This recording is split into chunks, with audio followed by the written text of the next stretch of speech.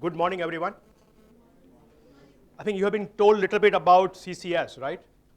So our focus is actually on the government policies, how they impact the larger environment. Right? One of the big issue, of course, there is the challenges we face in the environmental area. Right?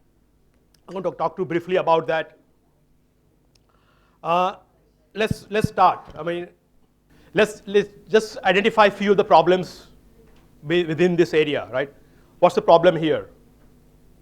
What's the problem that's being depicted? Or many people trying to do what? Fish. So what is the general problem there? Scarcity is different, right?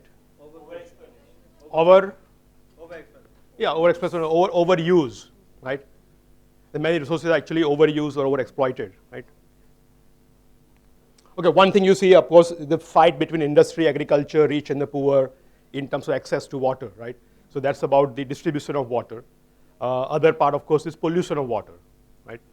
Water bodies are getting polluted, our oceans, rivers, and lakes are getting polluted, right? There's a larger problem is the sort of distribution and pollution of water resources, right? So you can, of course, add many more problems to the list. I'm just giving you sort of way to think about the issues that we have within the arena of environment. Now ask yourself, why do these problems exist? What are the underlying causes or the cause, if there is one, for these problems? I'm sure you have heard about these issues before. You're not the first time you're hearing this, right? So you must have heard also about what people suggest are the reasons for these problems, and probably also heard about what solutions are being offered by many groups, right? Yeah. Also because if I overuse something or exploit one resource, the downside of that doesn't directly affect me, it's someone else's problem. Like if I cut down a part of a forest to, build some industry or build a house, it's bad for the environment in general, but it doesn't directly correlate into a damage for me. It's something that's decades away or. That depends. If you own the forest, for example, then of course damages to you. Right. But so it's not something that I own. So it's like the tragedy of the commons. Tragedy of the commons. Yes, that's one phrase. Yeah. It's basically that people are using resources, but then they don't use them sustainably. Like it's not the sustainable use of the resources. Why don't they use sustainably? So why are we humans somehow wired to use resources unsustainably? Because we're sort of myopic about the future, and you just think about fulfilling your wants for the time being. Is that true in other parts of our life? Are we myopic in other areas? For example, say your studies. Do you think long term, or do you just think for next day? Long term, yeah. So what is it about these resources that makes you myopic? Take those resources for granted. They've always been there, and sort of we have had access to them for a very long time. So like we know that they are like going to get over. We don't see that right now because we are and for the longest time in your lifespan they wouldn't get over. So there would always be more to exhaust. So as you think about, if the reason was really the human beings are very greedy, or the fact that we have unlimited wants is what's causing these problems, then there is possibly no solution to that, right? We are not going to be able to change the human nature, right? So if you think that the problems exist because of who we are as humans, then there's little hope that we can do anything about them, right? So that's why I think it's important to understand what the reasons are behind these problems. And if you understand them right, then you can of course think about how do we address those issues, right? And so quite a few have pointed out the underlying reason for this problem. Of course, pointed out long time before even we became aware of these problems by Aristotle. Right? The phrase that was used, the tragedy of the commons, right? This phrase sort of came from a biologist who was doing research in Africa and found that in some villages in Africa, the cattle would die every year, right? So what would happen, the grass would get run out, the common pasture where the cattle used to graze, the grass would get run out, and then cattle would have nothing to graze until the next monsoon before the grass would regrow, right? And some cattle obviously would have nothing to eat, and therefore they would die out. And so he was very sort of puzzled by this. It happened not just 1 year or 2 years, it would happening year after year after year. I said, how is this possible? The people have not yet figured out what to do to solve this problem, right? While not so far away from this group of villages, there are others, of course, villages where there was no such problem, where cattle did not die out because of lack of grass, right? And so he began to investigate what was the difference between the two sets of villages. In one set of villages, cattle was dying out regularly, so grass has run out. In the other set of villages, cattle was not dying or grass was not running out, right? And the difference he found was, can you guess? What would have been the difference between those two sets of villages? The land was owned by, the land might have been owned by people, the grazing pastures where it was growing, but where it wasn't growing, it must be like a free access for all. Yeah, right. It's open access pasture in one set of villages. So what happens in open access pasture? Where it's a common pasture where cattle of the whole village goes to graze. So overgrazing is happening, right? So for example, say 4 hours of grazing is enough for a cow, for the sake of argument. Would I stop my cow from grazing after 4 hours? No. Even though I know that by allowing my cattle to graze for longer, the grass is going to get run out. We have seen that happening last year, and year before that, and a year before that, right? So I know that what I'm doing is not actually good. I still don't stop myself. I still don't stop my cattle from overgrazing. You want to maximize your own time on the grass. So you are thinking what? That if you stop your cattle at 4 hours of grazing, there is no guarantee that The other person will others would do the same, and you can't enforce that rule on others. So that would mean that others would overgraze. If you are being nice person in that case and don't overgraze or don't allow your cattle to overgraze, actually most likely whose cattle is going to die out? Your, because you didn't allow him to overfeed. Those who did overfeed are actually hopefully would survive for a few more weeks of having no grass left towards the end of the season, right? So being nice would mean losing your cattle, right? So every individual cattle owner thinks in this manner, which is actually the heart of the problem. The way individual thinks and how they behave because of their own incentive structure, right? So he thinks that I know the problem. If I can't do anything about it, if I'd be going to be nice about it, I would lose most likely my own cattle, and the grass runs out, right? But another way of thinking about this, right? When you say, suppose you're going for a birthday party, one of your friends has a birthday, you're all going together, a group of 8 or 10 people for a party. You go to a nice restaurant. The birthday guy says, the check is on me.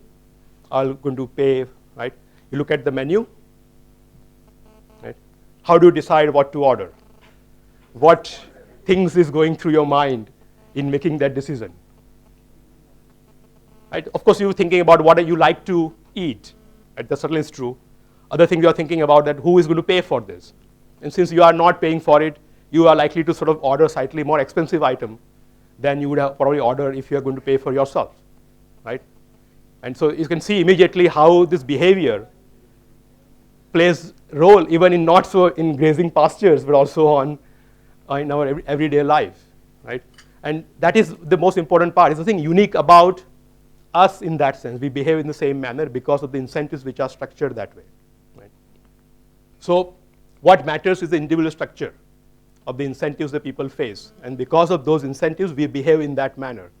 The way you order in a restaurant, if you are going to pay for it, versus if somebody else was paying for it, right? That's the difference in incentives, and which is why you behave differently in making your choices from the menu. Right? So this is my first proposition, that all environmental problems are a result of the tragedy of the collective, which means that there's a resource involved under each of this problem, which is collectively owned. And it is that collective ownership of the resource that gives rise to the problem. And there are different types of resource ownerships. Some we are quite familiar with, right? What I've done here is just give you sort of areas, few of the resources, and the 3 different types of resource ownerships which exist normally in the world, right? One at the end is private, that we very well understand, privately owned resources, right?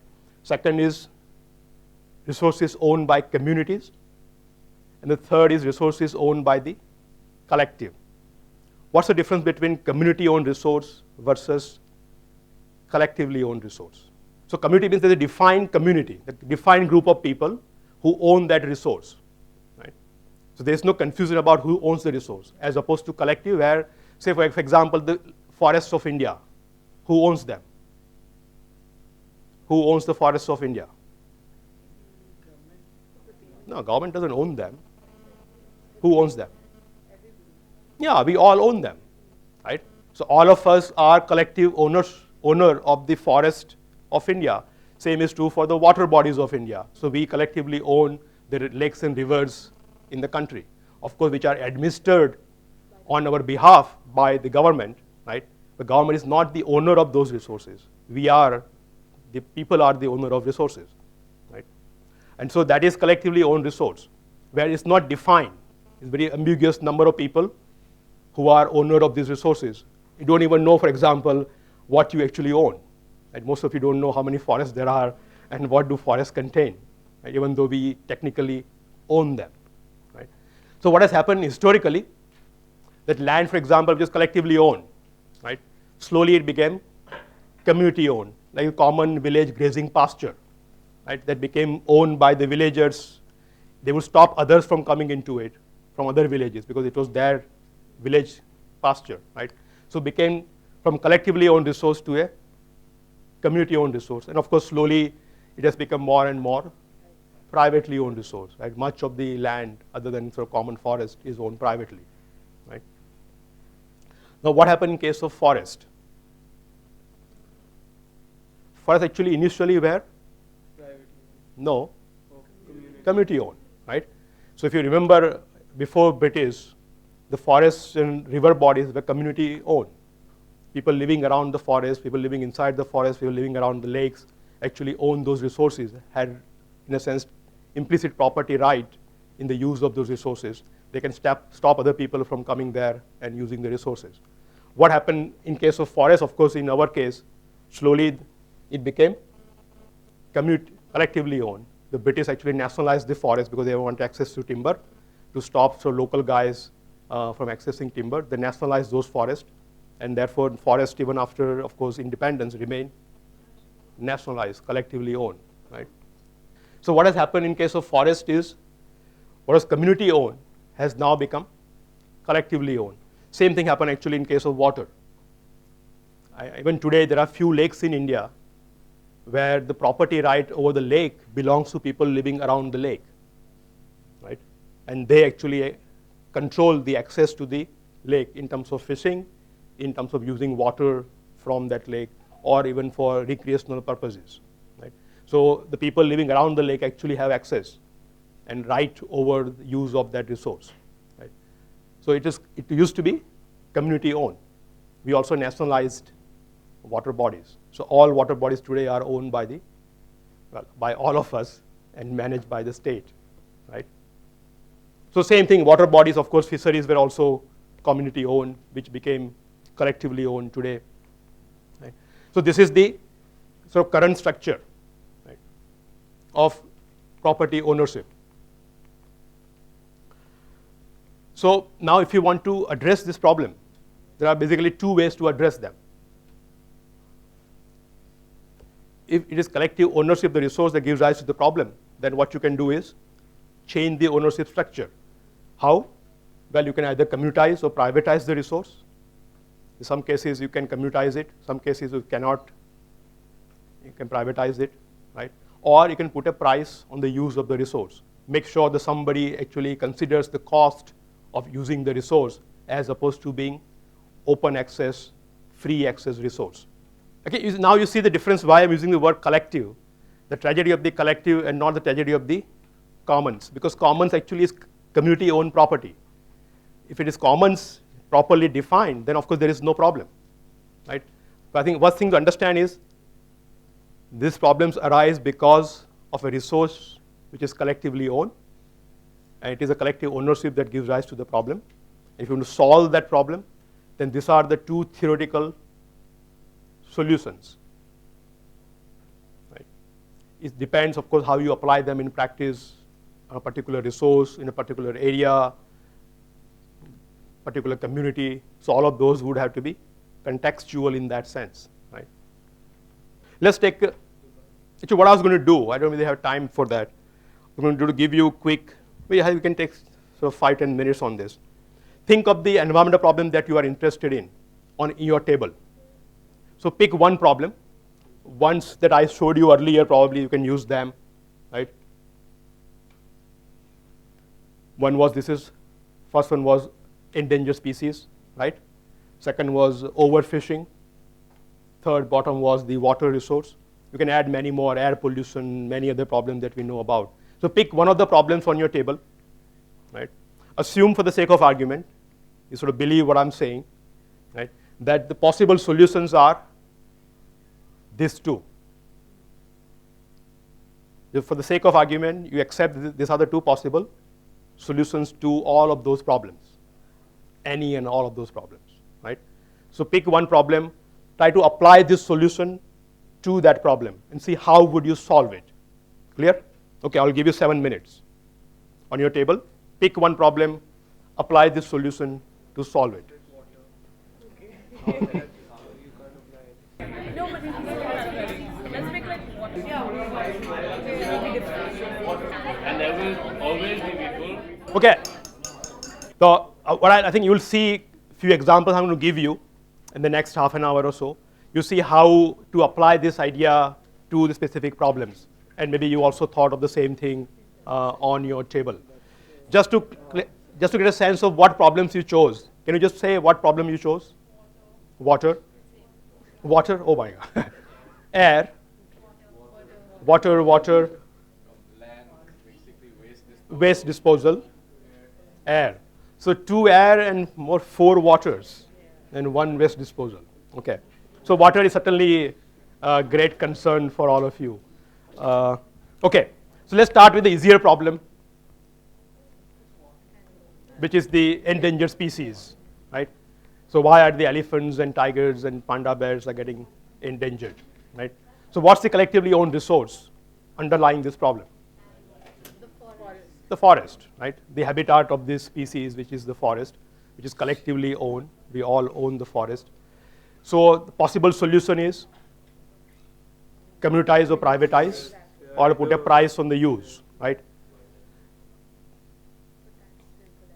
How would you do that?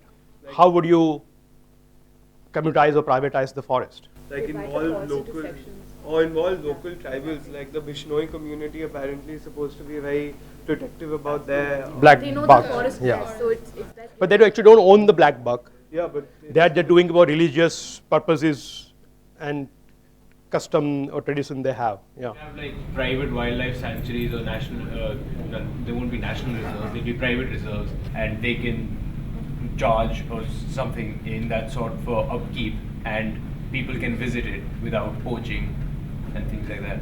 So Yeah. basically like a private version of a national reserve. So you are saying the government will actually hand over the currently collectively owned forest to a private party to manage. Yeah. So you convert the ownership from As collective in- ownership yeah, to as private opposed- ownership. Yeah, to communities as opposed to. Community or private party? There are two different No, things. community. Community. Communities is what I'm saying. Okay, let's ask this question. What do we do today? Let's ask it. What do we do today to protect this endangered species? What's the current policy that we are using to protect this species? We have sort of reserve forests, protected forest areas, right? What else are we doing? Sanctuaries, all different terms for the same thing. The area which is now protected. Protected in what sense?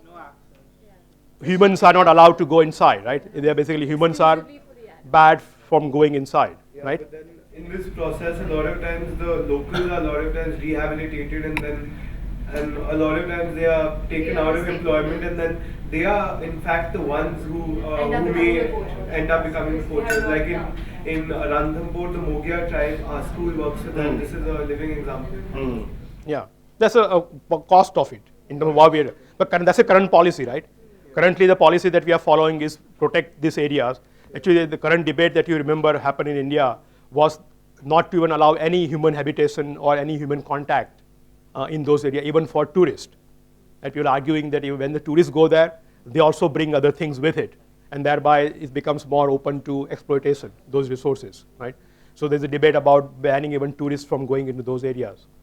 What we have is a site, Convention on International Trade in Endangered Species, right, which makes it illegal to trade in body parts of endangered animals. Right? If you're caught selling a tiger skin or a tiger paws, of course you'll be prosecuted under the international law. Right? So idea is that if you make it difficult to trade, difficult to sell, you also reduce the incentive to poach. Right? And that's the sort of logic behind it. I would call this approach a guns and guards approach. Right? What we are doing is creating a sort of, in a sense, fence around an area, putting more guns and guards on the fence to protect what's inside. Right? Exactly what we have done in India. Right? We have Project Tiger. There's also Project Elephant to protect the species. Despite that, of course, everywhere in the world, elephant population is going down. Right? All countries are trying to do this in some form or the other. Right? And it's not working. The population is declining. Except for one country where elephant population actually is increasing. It has been increasing for a while. Right? What's interesting about this country is one of the few countries where it is illegal to hunt an elephant. You can buy actually a hunting permit, like what you're saying Nawab's doing in Gir. Right? You buy a hunting permit and go and hunt an elephant legally. And that's the only country where elephant population is increasing. Interesting contradiction, isn't it? Right? Everywhere else, of course, it's illegal to hunt an elephant. We have the guns, more guns and more guards to protect them. Right? Which is this country? Somebody figured out. Zimbabwe. Right? So Zimbabwe has this campfire program, started in 1989. Right? What basically they did is to give the forest over to communities, saying that this forest now belongs to you. You have to take care of it. You can also use the forest for your own personal benefit. Right? And the major source of revenue for the tribals in this forest, one of course is tourism. Second is harvesting natural products. You have all this produce in the forest. But largest amount of money comes from trophy hunting. Right? They charge $12,000 per elephant license to hunt. And of course you have to find the elephant in the jungle. So the safari you take out like the old days, and it can take up to 3-4 days to actually find one. Right? And then you pay everyday fee for your hunting safari. Right? So on average, they collect about $33,000 per elephant that is hunted. What do you think of this solution? Does it make sense? Of course, it's pretty, in some sense, it's very perverse. Here you are, right? You are allowing elephant to be hunted, right? So you are using elephant the way we use, say, cows and chickens and pigs, right? I mean, you're putting them in the same category. They are no longer sort of revered animals who are supposed to be outside our touch and control, right? So Zimbabwe tribals are actually using them. So I think what you have to resolve is, are we okay with the idea Of sacrificing one elephant. of being allowed elephant to be hunted, right? And that's, I think, is the bigger challenge ethically for us, and of course ethically for international community, right? The one reason why I think this example has not been picked up by other countries probably is that they are not comfortable with the idea of allowing elephants to be hunted or tigers to be hunted, right? But you ask yourself, then what is the alternative? If everything else that we are doing is reducing their population anyway, if by doing this, as you saw in my example, you are actually increasing the population, then is that a better alternative? So the solution, in a sense, is that the collectively owned resource underlying the problem is the forest. You communitize the forest, thereby change the incentive structure for the people living in the forest. Now they become the biggest protector of the resources in the forest because they directly benefit from those resources, right? So poachers, in a sense, become the owners of the forest, right? And they are They of course know the area much better than government guards would know, right? They live there. Yeah. I only have one thing to point out, which is that, I mean, in the case of Zimbabwe, it could have worked because you can put a price of $33,000 on one particular elephant. It doesn't have to be the case that in all countries the price of that elephant is the same. Sure. So in a lot of cases, you could actually need to deplete the elephant population further before the economics actually work. So it might not be a solution that works in every country. Because in some case, the elephant may not be that valuable. In which case, more people will be willing to hunt. In which case, the population first needs to go down before the elephant becomes valuable enough for. No, think about the incentive for the tribals. Would they allow elephant population to go down? They would because it would fetch them better money. How? Goes down. Because you are thinking long term, right? If there is, if This is your resource, like your house, for example, right? You take care of the house. You don't allow a house to run down, even though you know you're going to sell it off in 10 years' time. Ask yourself this very interesting question. Ask yourself, would the tribals be doing anything differently to make sure there is increase in population of elephants? Can you think of what things you can possibly do to increase the population?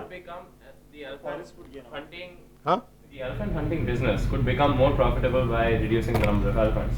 Or you just take It, another it animal. works. It works. I mean, in markets all the time. If you have elastic demand But then- or inelastic demand, then increasing the price. Is the demand inelastic for elephant hunting? It could be. But is it really? You could just control the supply, like you can say only 5 people can hunt in this forest in the month, and you've automatically made it scarce, even if there are more elephants. Maybe there's a bid for it. But what the tribals of Zimbabwe, interesting thing is to remember. The first thing they did obviously was to limit which elephant can be hunted, right? So they put a mark on certain elephants which are the only one that you can legally hunt, right? What elephants would those be? Well, males, females, or older ones, which are beyond the reproductive age, right? So that's one way to increase the elephant population. So allow hunting of only those which are not going to reproduce, right? Very easy solution in a way to increase your population. You can do a lot of other things to help animals mate better, right? Or their offspring survive. Many of them die out in the birth or after birth. You can do things so they will survive after birth, right? So lots of things you can do actually once you start thinking about it in that manner. The same thing we do for cows and pigs, right? You figure out how to use technology and scientific knowledge to improve their population. I'm giving an example of an elephant because that's the biggest sort of wildlife in Zimbabwe forest, right? If you talk about deer, then we're talking about lions, not elephants, right? So it applies to all. And which is why I say it's a moral dilemma, as you pointed out, that are we willing to consider them as a resource the way we consider other animals that we consume, right? That's the challenge. And I think I'm vegetarian myself, so I have no problem dealing with that. But I think it's an interesting challenge for those who do eat, who are non-veg, right? So in some ways you are justifying killing some animals, right, for your consumption, but then you are uncomfortable by killing others, right? So that's a question that many have to answer, right? How do you justify that?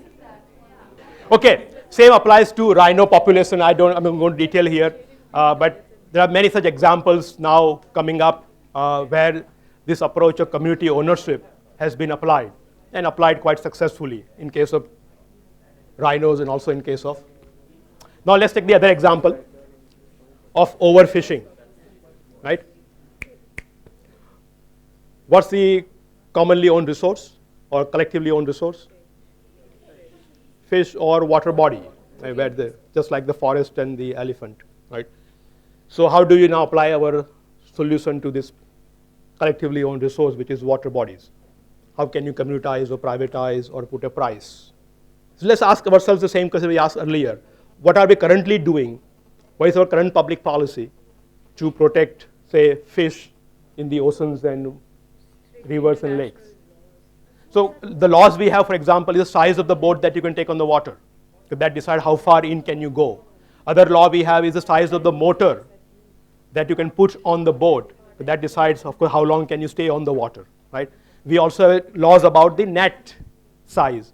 So net has to be minimum of this hole in a sense, so the small fish would escape and the only big ones will be caught, right? So you have sort of smaller population which will regenerate or regrow, right? So there are lots of such laws we have put in place, not just in India but around the world, right, in most countries, to protect the fish population, right? You can imagine how difficult it is to enforce such laws.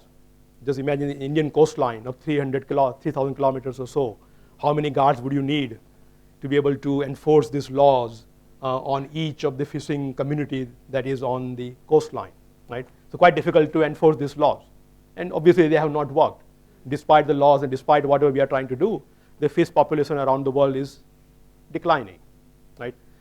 And so, again, the same situation as we saw in terms of endangered species, right? So what do we do? Now, some countries, unlike say India, have much bigger issue because their economy depends on fishing.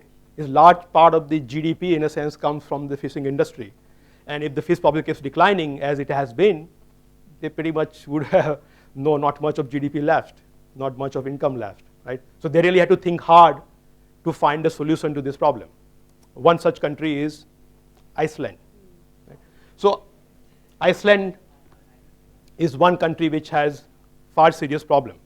So they came up with a solution called ITQ, individual tradable quotas, ITQs, right? Basically what the current government did in brief, they surveyed all fishing families in the country, asked them what has been your average catch over last 3 years. So how much have you caught, how much fish have you caught over last 3 years, right? What has been the average catch over last 3 years? Government took that number and put it on a piece of paper and give that piece of paper to the family and say, basically saying that now, this day onwards, you have a legal right to catch this much amount of fish from this area, right? So what used to be a collectively owned resource, fish, has now become privately owned.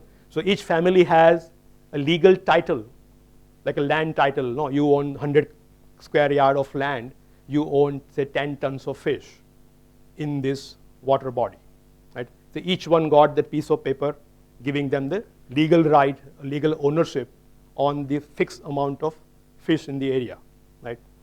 Of course, legal right was not in terms of the quantity, it was in terms of the proportion. Again, you can imagine most of the green groups were very opposed to this idea, right? Because here you again commoditizing fish in a way, right? You're putting sort of making fish populations now privately owned and giving legal titles to catch fish in the area, right? This enforcement of the legal title is done by cooperatives or associations of fishermen in the area. The government is not involved in the enforcement program at all. It's just like saying that this parcel of land is yours. Now you put a fence around it. If the other guys around you are very big goons, you buy your guards and guns that you need to have. But this land is yours, and you have to protect the land yourself, right? The same logic in a sense in case of the fishing rights, right? So they have to come together as a group, form the cooperative, and then check on each other that nobody is going beyond what is their legal entitlement, right? Just like what we do in case of land. Somebody throws garbage on your lawn, you do things about it, right? Similarly, they also figure out somebody goes over the allowed quota, then they punish that person. Yeah. So, but don't you have a issue with the allocation of the quota, because that has the historical aspect has a material history to it. If I was rich enough, had sophisticated sure, you were catching more fish and all, yeah. So it's basically the rich getting richer. So there is some amount of an issue in it, right? It is, right? But that's true in case of land also. Those guys who got much larger piece of, think of homesteading, right? When those land was completely unowned or collectively owned in a sense, right? How did it become private land? People used to put a fence around it and claim to the government, this is now my land. Government used to give them a title to that land. Those who had more resources, of course, put much bigger area fenced up and thereby got much bigger claim on larger piece of land, right? So that's true. Only thing you can say that you can trade. So if you want to expand your business, say go beyond 500 ton, then you can buy quota from the other people in the area, right? And that's actually interestingly what finally convinced Greenpeace to support this idea.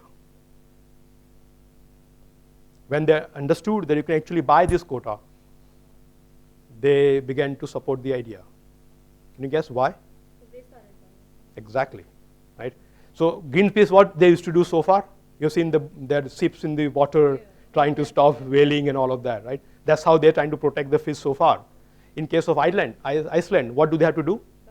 Raise money, right? Instead of putting people in the water and buying boats to harass other boats which are doing fishing, they simply have to raise money, buy out the quota from the existing owners, and tear off that piece of paper.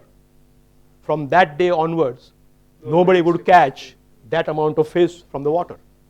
So you saved that amount of fish forever, right?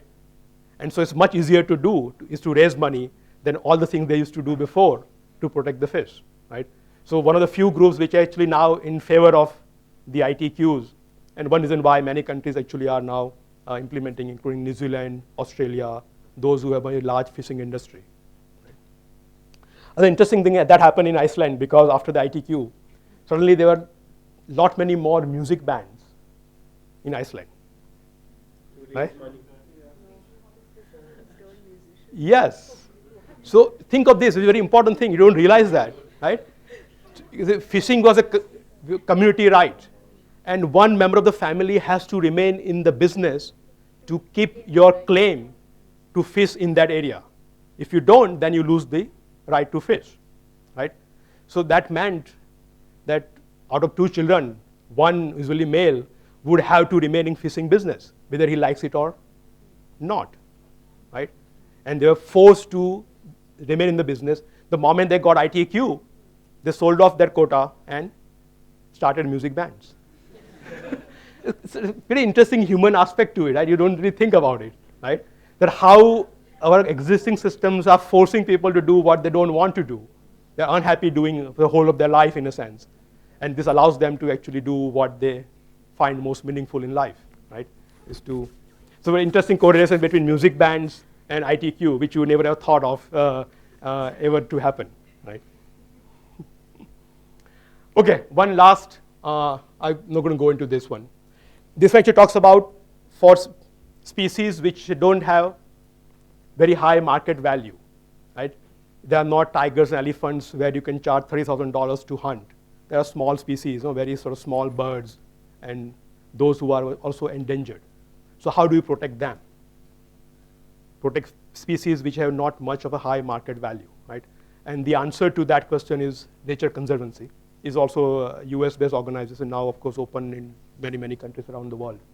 So what they do, like what Greenpeace does in Iceland, they raise money, buy out land or forest areas, either from the private owners or lease them from the government, where government is the owner of the area, right? And then manage the area in a way so as to protect those endangered species, right?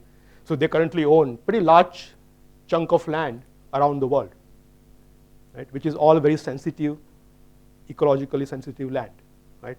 And they are privately, in a sense, protecting those species. Okay, last one. Problem that we all face. We don't have problem of fishing or tiger much here, but we have problem of traffic congestion, right? What's the collectively owned resource underlying this problem? Roads, right? They are public roads. Anybody can drive at any time on those roads. What's the solution? How can you commutize, privatize, or put a price on the use of the road? Now, just give you one example of how this actually works in practice and how minute, how detailed this could be, right? I think Bhuna may have talked about Hong Kong. The density of population in Hong Kong is very high, right? Land is very scarce, right? So they really have a problem. The rich people who want to own cars, right? Land is not there, you can't really expand roads anymore. So Hong Kong was one of the first countries to actually implement the pricing idea across the whole island, whole country, but it's a whole island, right? And the way it worked was that when you take out your car from the garage, there's a sort of sensor under your car which will send signal to the sensor below the road. And so the road would in a sense record to the centralized computer, the car number such and such has entered the public road system at this point, at this time. As you drive around your car, the sensors keep going to the centralized computer, and they track how much driving you have done. At the end of the month, you get your road bill just like you get your cell phone bill, right? Based on the driving that you have done, right? Now, how does other thing they were able to do? Because you know the road is not congested all throughout the day, right? It's congested during morning hours and the evening hours, the office times. And they could change the pricing system. So during peak hours, the price is say twice as much than during non-peak hours, right? So automatically incentive for you to think about carpooling. If you want to solve the problem irrespective of the other side effects, I can simply pass a law tomorrow in Delhi and solve the problem of traffic congestion forever, right? The law would say that only BMWs are allowed to be driven on Delhi roads. No traffic congestion, right? So you can think of extreme solutions of those kind, and then, but they are not the ones are likely to work in real life, right? So similarly, for example, what Singapore is doing, they have actually very high. You actually have to buy a license plate before you buy a car. Numbers. Yeah. Odd numbers. That's in terms of parking and driving. But actually, to buy a car, the license plate costs you almost as much as the price of the car. So you're buying $30,000 car, you actually have to pay $30,000 to the government to get your license plate. They actually auction. So government decides this year we are going to allow 1,000 more cars. 1,000 cars are being auctioned. People pay, whoever pays the highest amount gets to then buy a car, which is other way of solving the problem. You reduce the number of cars coming into the country, right? Again, it's very high price solution. So the only rich people can buy cars, poor have no access to cars. They have to depend on public transport forever. Yeah. But something like this could work in Singapore because they have a very strong public transport system. So don't you believe that? But that's the whole thing, right? Once you charge collecting this fee, where would the money go? You can actually earmark the fund that you raise, fee that you raise by toll roads to building public transport system. You got actually a huge source of financing the public transport. So to sum up, there's two sort of approaches to solving environmental problems. One, what I call the green approach, which is what the guns and guards approach in a sense, right? Traditional approach that we have taken so far, more regulation, more controls, more laws, stricter enforcement of those laws, right? So that's the current approach that we have taken in this area. The alternate approach is what I call the terracotta approach, so which is based on more on property rights in terms of ownership of resources, and thereby changing incentives of individuals and aligning that incentive with the larger social interest, right? And thereby solving the problem, right? So I gave you 2 or 3 examples of that approach, right? I know you had chosen air and water, both of which I have not discussed here. So good homework assignment for you would be to think now harder about this approach and see whether you can solve those 2 problems that you had on your table, right? Thank you.